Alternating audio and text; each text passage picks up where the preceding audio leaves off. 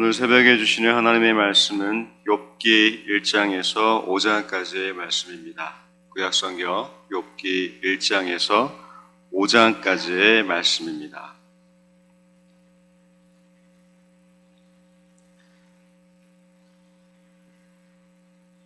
욥기의 욥은 고난받는 사람이라는 뜻입니다.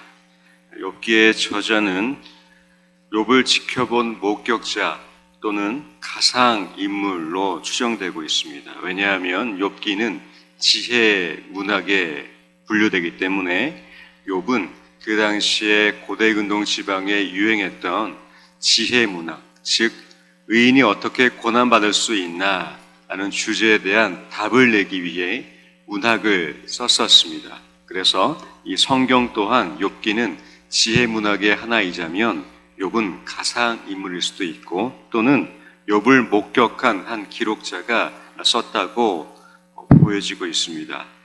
욥기의 중심 내용은 고난당한 의인입니다.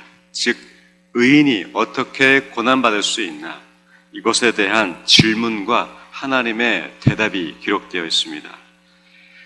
그래서 욥기는 욥의 인내와 고통이 담겨 있습니다.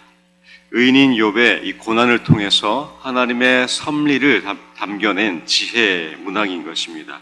앞서 말씀드린 것처럼 지혜 문학은 고대 근동 지방에 유행했던 문학 중에 하나였습니다.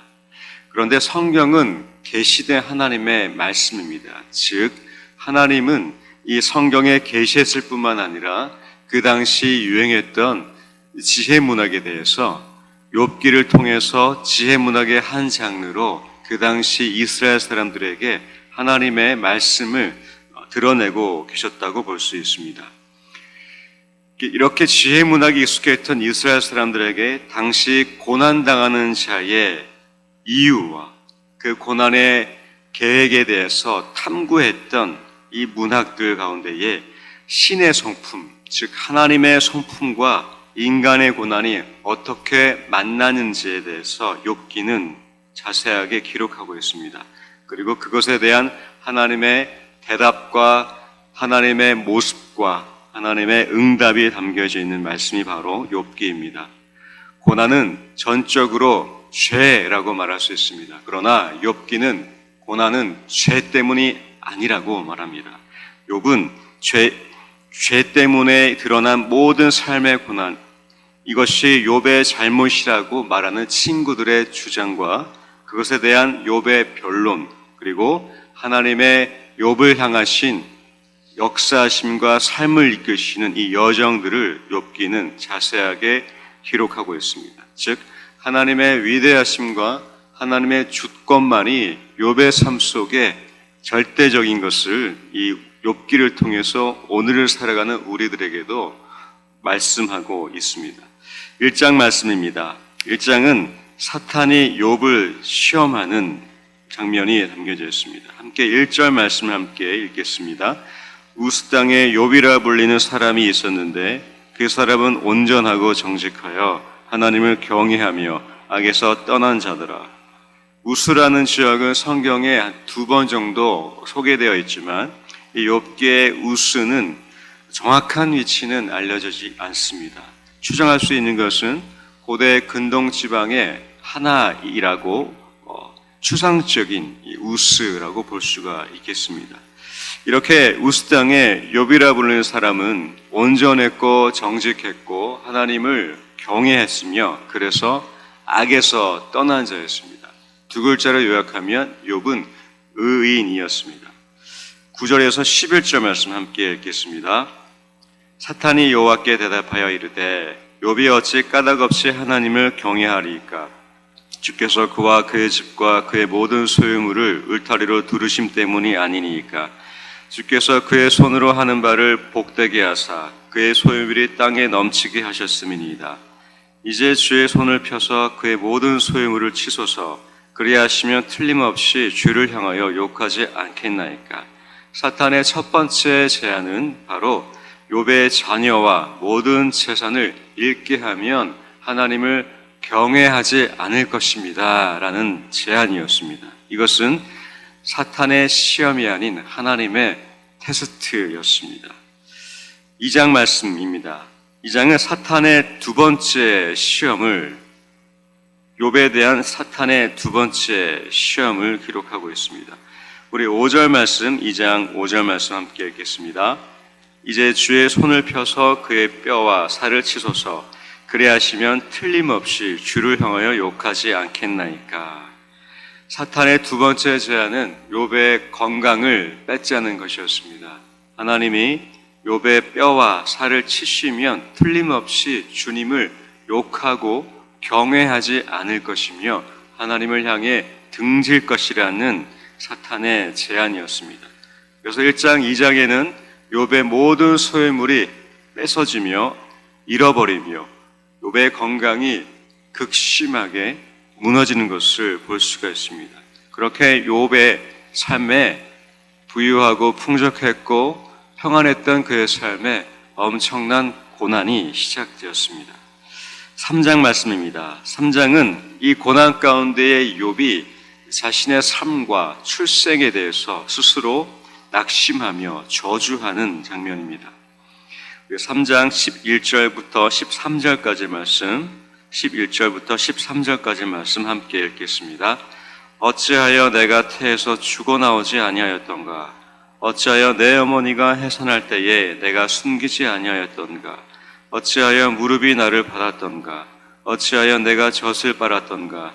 그렇지 아니하였던들 이제는 내가 평안히 누워서 자고 쉬었을 것이니 차라리 태어나지 않았더라면, 차라리 죽었더라면 내가 이렇게 고난당하지 않고 평안히 누워서 자고 있었을 것인데 라며 자신의 삶에 찾아온 이 고난의 상황을 한탄하고 안타까워하고 있었습니다.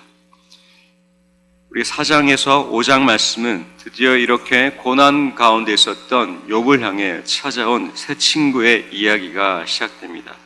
먼저 4장에서 5장은 엘리바스, 이 새 친구 중에 하나인 엘리바스의 첫 번째 연설입니다. 엘리바스는 이렇게 욥에게 얘기합니다. 우리 7절에서 9절을 한번 읽어 4장 7절에서 9절까지 말씀 함께 읽겠습니다. 생각하여 보라. 죄 없이 망한 자가 누구인가? 정직한 자의 끊어짐이 어디 있는가? 내가 보건대 악을 밭갈고 독을 뿌리는 자는 그대로 거두나니 다 하나님의 입기운에 멸망하고 그의 콧김에 사라지느니라. 맞는 말씀입니다. 일반적으로 우리가 이렇게 생각할 수 있습니다. 죄 없이 망한 자가 누구입니까? 정직한 자는 끊어질 수 없는데 끊어졌다는 것은 정직하지 않았기 때문입니다.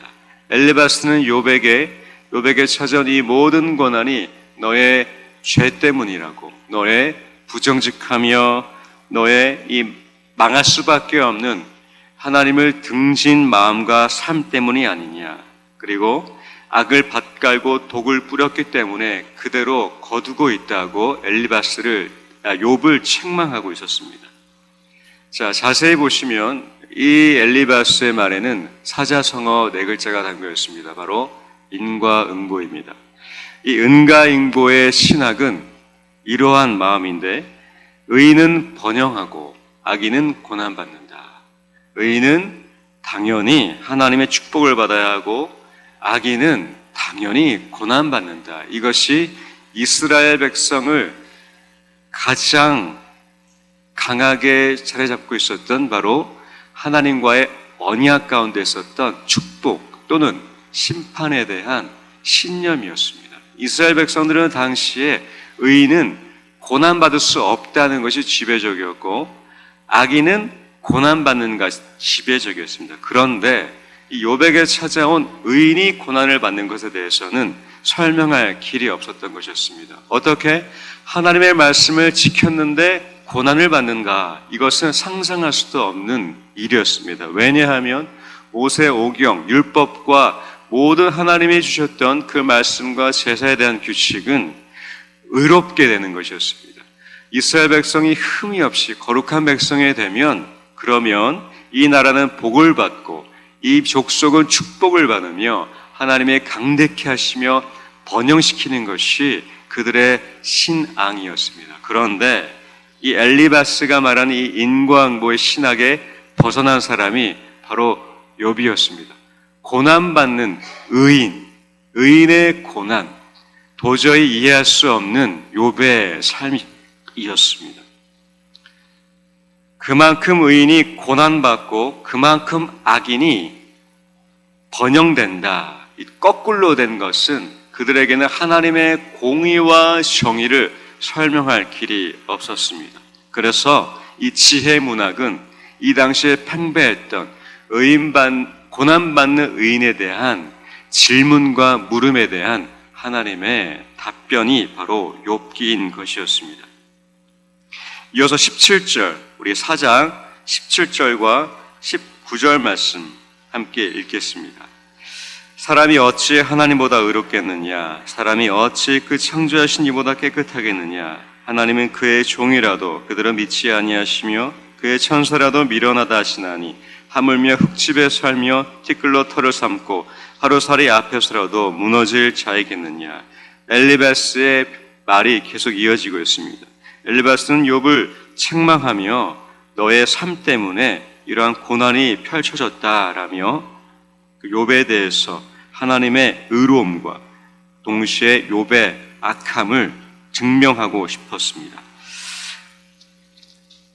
그리고 엘리바스는 5장 17절, 19절에서 또 이렇게 얘기하는데 우리 함께 5장 17절, 19절 말씀 함께 읽습니다. 볼지어다 하나님께 징계받는 자에게는 복이 있나니 그런즉 너는 전능자의 징계를 없이 여기지 말지니라.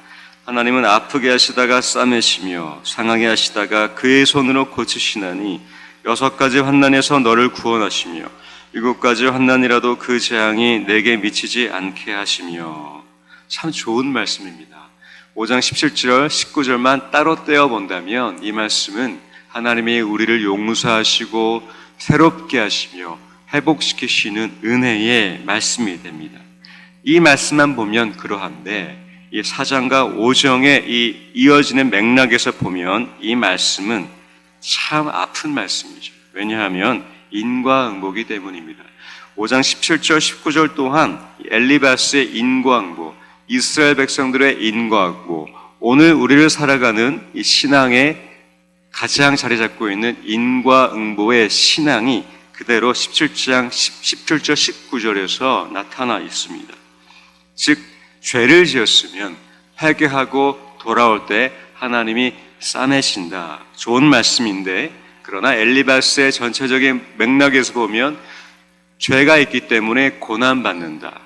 아무도 이인이 없다. 그것은 모든 이유가 있다라고 얘기합니다. 즉 고난이 시작이 우리의 삶에서 시작됐다는 것이죠. 아무리 말씀을 잘 보고 신앙을 신실하게 살아갔는데 때론 우리가 예상치 못한 고난이 찾아옵니다. 그럴 때 여러분은 그 고난을 어떻게 해석하시고 이해하시며 그 고난 가운데에 하나님을 바라보고 계십니까? 욥은 온전했다고 얘기합니다. 정직했습니다. 하나님을 경외했습니다. 악에서 떠난 자라고 이 욥기 서두에서는 욥에 대해서 이렇게 묘사하고 있습니다. 그런데 그에게 닥친 거대한 고난, 욥의 아내가 하나님을 저주하고 떠나라 라고 말할 정도로 심각하게 찾아왔던 그의 고난 앞에 인과응보의 신앙이 흔들립니다. 인과응보의 신앙에 균열이 생깁니다. 의인이었는데 고난이 있다니, 신실하게 하나님을 믿었는데 고난이 있다니, 우리의 인과응보의 신앙이 흔들릴 때가 바로 욥기 1장과 5장까지의 말씀입니다. 말씀대로 살면 축복이 임해야 됩니다.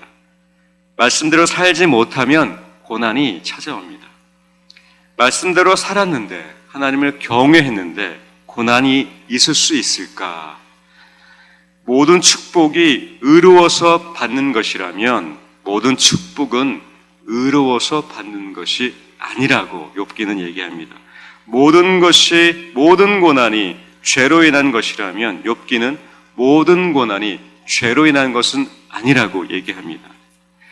욥기의 이 흐르는 인과응보의 신앙을 변론하고 있는 것이 바로 욥의 고백인데, 우리 욥기 1장 21절과 3장 10절 말씀 읽고 말씀을 맺겠습니다. 욥기 1장 21절 먼저 읽겠습니다. 이르되 내가 못해서 알몸으로 나왔사온즉 또한 알몸이 그리로 돌아가올지라. 주시니도 여호와시오 거두시니도 여호와시오니 여호와 이름이 찬송받으실지이다 하고, 이어서 3장 10절 말씀입니다. 욥기 3장 10절 말씀 함께 읽겠습니다.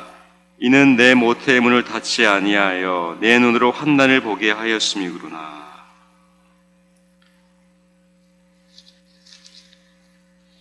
욥의 고백은 바로 자신에게 주신 분도 하나님이시고, 2장 10절에도 이렇게 고백합니다. 하나님께 복을 받았은즉 화도 받지 아니하겠느냐.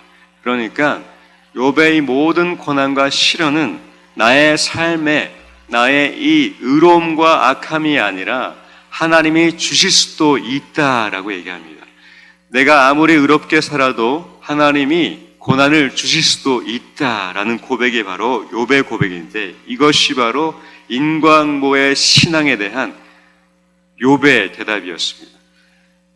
하나님의 주권이지 않겠냐라는 고백인 것입니다. 인과응보 신앙에서 우리가 더 한층 나가고 싶은 것은 바로 절대 주권에 대한 신앙입니다. 이 신앙의 행위로 축복을 받고 고난을 받는 것이 아니라, 우리의 삶이 고난과 축복을 결정하는 것이 아니라 더 결정지을 수 없는 하나님의 주권, 우리의 삶의 어떠함으로 축복과 고난이 주어지는 것이 아닌 하나님의 주권과 그 이유 앞에 우리가 경외하는 것입니다. 우리가 의롭게 되어서 축복 가운데 있을 때 하나님을 경외했다고 말하는 것보다, 이 욥기는 우리의 삶을 더 깊은, 더 높은 신앙으로 초대하는데, 그것은 바로 우리의 삶의 의로움과 악함이 아닌 하나님의 주권 속에서의 모든 고난과 축복을 이해하고 해석하자는 것입니다. 그래서 그 하나님의 주권 때문에 하나님이 고난을 주셨을지라도 축복을 주셨을지라도 하나님을 경외하도록 우리의 삶과 신앙을 초대하고 있습니다. 인간의 지혜로는 착하면 복을 받고 악하면 고난을 받습니다. 그러나 하나님의 지혜는 착해도 고난받고 신실해도 고난받습니다. 이 고난은 하나님이 버렸다는 표시가 아닌 것입니다. 욥을 통해서 오늘 우리에게 말씀하고 있는 것은, 우리의 삶 속에 고난이 찾아오셨다면 하나님의 하나님의 버리심이 아니라는 것입니다. 그것은 하나님의 섭리 속에 주어질 수 있다는 것입니다. 그것은 우리가 알 수 없지만 우리가 좀 더 삶을 살아보며 시간이 지날 때에 이래서 하나님의 뜻이 있었구나라고 알 수 있는 것, 드러나는 것, 그것이 하나님의 섭리입니다. 그래서 우리의 삶 속에 고난 가운데 계시다면 우리가 의롭게 하나님을 신실하게 따라가지만 우리가 알 수 없는 고난이 내 삶 속에 찾아오셨다면 오늘 이 새벽에 하나님의 그 섭리 앞에 다시 주님을 바라보시며 그 하나님을 경외하시기를 주님의 이름으로 축원드립니다. 그럴 때에 우리의 신앙은 고난이 이어질 때에 예배가 계속해서 진행되며 우리의 기도는 쉬지 않게 될 것입니다. 왜냐하면 이 새벽에 우리의 삶의 문제를 해결하기 위해 기도하러 오셨다면, 그럴 때에 축복 얻기 위해서 기도하러 오셨다면, 그렇지 못할 때에는 우리의 기도와 신앙이 멈춰질 수가 있습니다. 그러나 우리의 예배와 기도가 이 고난 가운데 함께 하시는 하나님에 대한 감사와 경외함의 출발이라면 우리의 삶의 문제가 해결되지 않을지라도, 고난이 여전할지라도 우리의 예배와 기도는 쉬지 않습니다. 왜냐하면 하나님의 섭리를 믿고 경외하기 때문입니다. 그 고난이, 그 어려움이 우리의 삶의 문제를 해결하지 못할지라도, 그러나 하나님이 끝끝내 그 섭리 가운데에 우리를 축복하시고 우리를 도우실 그 하나님의 손길 바라보시며 오늘 하루도 하나님의 그 주권과 섭리 안에 머무시기를 주님의 이름으로 축원드립니다. 이제 욥기 1장에서 5장까지의 말씀을 경청하겠습니다. 주의 말씀은 내 발의 등이요 내 길의 빛이십니다. 아멘.